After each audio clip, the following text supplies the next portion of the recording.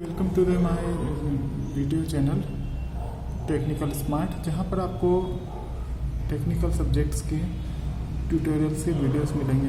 ठीक है, तो सबसे पहले इस वीडियो में मैं आपको बताने वाला हूं कि किस तरीके से एरे का हम प्रैक्टिकल में हम किस तरीके से यूज़ करते हैं। तो इसके लिए हम यहां पर देव C++ को ओपन करते हैं। देव C++ में हम प्रोग्राम बनाएंगे किस तरीके से एरे को यूज़ करना है। 1D एरे को बताने वाला हूँ। ठीक है, तो इसको मैंने यूज़ किया, तो यहाँ पर मैंने बनाया नई फाइल। ठीक है, अब इस पे देखिए हैश इंक्लूड लिखेंगे। हैश इंक्लूड ये होता है हमारा प्री प्रोसेसर, जो कि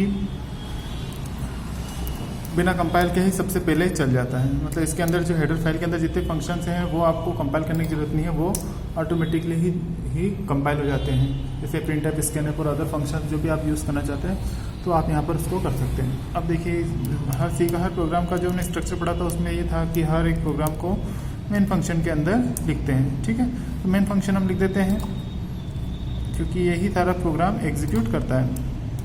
जैसे बॉडी के अंदर हार्ट होता है ना, इंसान अपनी बॉडी अगर हार्ट ना हो तो कुछ काम नहीं कर सकता। वैसे ही कंप्यूटर के अंदर CPU होता है ना, वैसे ही हर प्रोग्राम का मेन जो होता है मेन चीज़ होती है, तो उसके बिना कुछ काम नहीं हो सकता। ठीक है, यहाँ पर हम लोग एरे को सबसे पहले डिक्लेयर कर लेते हैं।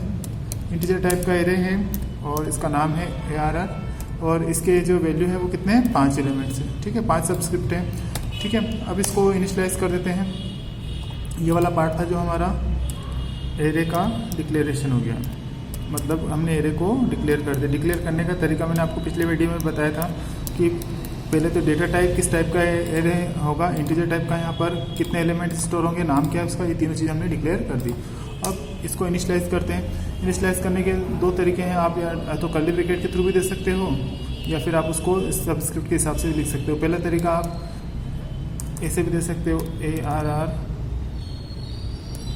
5 एलिमेंट, आप 5 एलिमेंट कुछ भी दे, 5 एलिमेंट के अलावा कुछ और भी सबस्क्रिप्ट दे, जितने एलिमेंट आप रखते हो। क्योंकि मैं प्रैक्टिकल में केवल 4 या 5 एलिमेंट्स को ही दिखा रहा हूँ, इसलिए मैंने 5 दिया। यहाँ पे 5 एलिमेंट इंटीजर है तो 5 एलिमेंट आप यहाँ पे इनिशियलाइज कर सकते हो।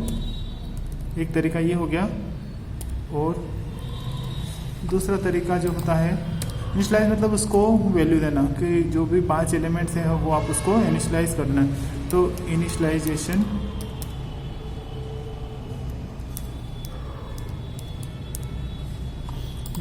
कर दिया मैंने यहाँ पर। ठीक है, 5 एलिमेंट दे दिए। पहला तरीका ये हो गया। अब दूसरे तरीके से भी आप दे सकते हो।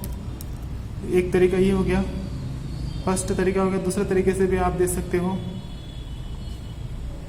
दूसरा तरीका ऐसा होता है कि भैया अरे है, इसके 0 इंडेक्स पे क्या हो तो आप 55। दूसरा तरीका फिर ARR, मैं इसको बार बार लिखने के बजाय कॉपी कर देता हूँ। 5 एलिमेंट स्टोर कराना है तो पहले इंडेक्स पे क्या हो गया, कॉपी पेस्ट, कंट्रोल V और कंट्रोल V। मैंने 5 एलिमेंट स्टोर कर दिए। ठीक है, अब देखिए 0 पे क्या, 1 पे, यहाँ पे मैंने इंडेक्स चेंज कर दिया। 1 पे मैंने कर दिया 88 और 2 इंडेक्स पे कर दिया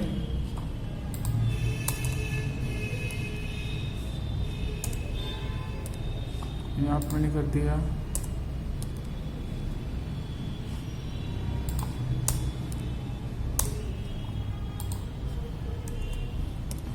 ठीक है, 0 इंडेक्स, 1 इंडेक्स, 2 इंडेक्स, 3 इंडेक्स और 4 इंडेक्स, 3 इंडेक्स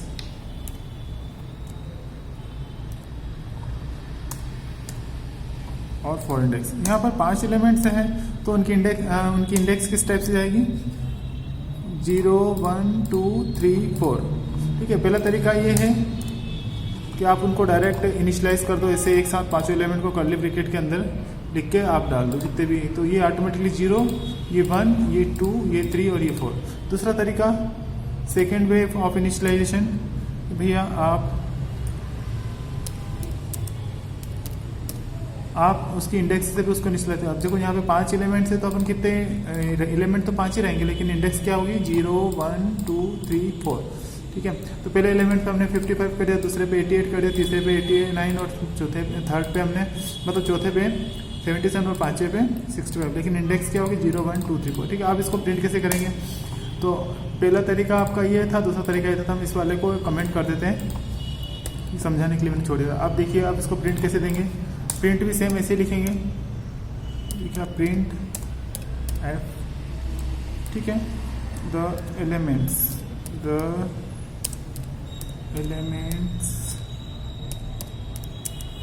ऑफ एरे। ये 1D एरे है, मतलब ये 1 डायमेंशनल सिंगल लीनियर लाइन, मतलब सीधा चल रहा है ये। अभी एरे के मैंने टाइप बताया थे, 1D होता है, 2D होता है और मल्टीपल एरे भी होता है, ठीक है, मल्टीपल डायमेंशन। ठीक है। तो ये एलिमेंट ऑफ एरे। अब देखिए इसकी वैल्यू किस टाइप की है, ये सब इंटीजर टाइप की है, तो हम यहाँ पर लिखेंगे %d, क्योंकि हमारा डेसिमल का जो फॉर्मेट है वो यहाँ पर, क्योंकि नंबर के लिए हम हमेशा डेसिमल लगाते हैं और फ्लोटिंग पॉइंट वाली वैल्यू के लिए हम फ्लोट लगाते हैं। अब इसकी वैल्यू प्रिंट कराना है तो हम लिखना पड़ेगा, इसकी वैल्यू को प्रिंट नहीं कराएंगे। जैसे 55 को प्रिंट कराना है तो 55 नहीं लिखेंगे, हम यहाँ पे क्या लिखेंगे, उसकी इंडेक्स ARR, एरे का नाम और उसकी इंडेक्स क्या है 0। ठीक है। 0 को प्रिंट कराना है तो 0 लिख देंगे। ध्यान रखना इस बात का, कभी भी इसके एलिमेंट को डायरेक्ट पिक नहीं करना है, हमेशा उसके इंडेक्स को प्रिंट करना है, 0 1 2, पूरा नाम, पूरा एरे का नाम और उसका इंडेक्स को। ठीक है।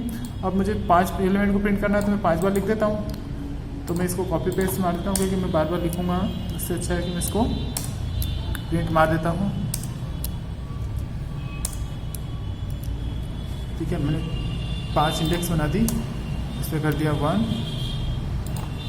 कर दिया 2, इधर कर दिया 3, इधर कर दिया 4। जो स्टूडेंट गलती करते हैं वो ध्यान रखना, कभी भी इसकी वैल्यू को नहीं उठाते, हमेशा उसको इंडेक्स से उठाते हैं। ठीक है। और ध्यान रखें यहाँ पे आपको स्लेशन लगाना है, क्योंकि हम न्यू लाइन कैरेक्टर हर बार हमको क्या चाहिए, हर आउटपुट अगली लाइन पर मिले, ऐसा नहीं कि सबके साथ एक साथ ही आ जाए। ठीक है। इस बात का आपको ध्यान रखें, स्लेशन लगाते रहें। स्लेशन क्या है, एक न्यू लाइन कैरेक्टर या फिक्स कैरेक्टर कांस्टेंट है, जिसका मतलब हमेशा कभी भी आप यूज़ करोगे तो इसका मतलब हमेशा ये नई लाइन पे ही फेंकेगा, इसकी कोई और वैल्यू नहीं हो सकती। ठीक है। तो इस तरीके से आप रिटर्न 0 लिखना चाहो तो लिख सकते हो। वैसे देव C++ में आपको रिटर्न 0 लिखने की ज़रूरत नहीं है। ठीक है। तो ये प्रोग्राम इस तरीके से मैंने आपको बनाया है। अब आई थिंक सबको समझ में आ गया होगा। इसको कंपाइल कर लेते हैं, सेव कर लेते हैं। मैंने करा कंपाइल, मैंने इसका नाम दे दिया 1D है, ये एरे 1D 1 डायमेंशनल है। ठीक है। इसको मैंने सेव कर दिया, इसको मैं कंपाइल कर दिया और मैंने इसको रन कर दिया।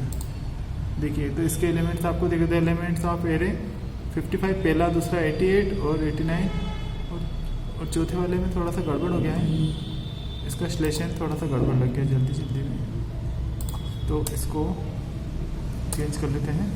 इसे कंपाइल और इसको रन कर देते हैं, कंपाइल और रन। ठीक है। अब देखिए, ठीक है, 50 हर 5 एलिमेंट्स को हमने इस तरीके से, तो ये आपका 1D एलिमेंट था और आपको आई थिंक सबको समझ में आ गया होगा, है ना। तो अगर आपको कुछ डाउट है तो आप प्लीज़ कमेंट में जाके लिखें, और नया वीडियो के लिए आप चैनल्स को जरूर सब्सक्राइब कर लीजिए ताकि आपको अपडेट मिलती रहे।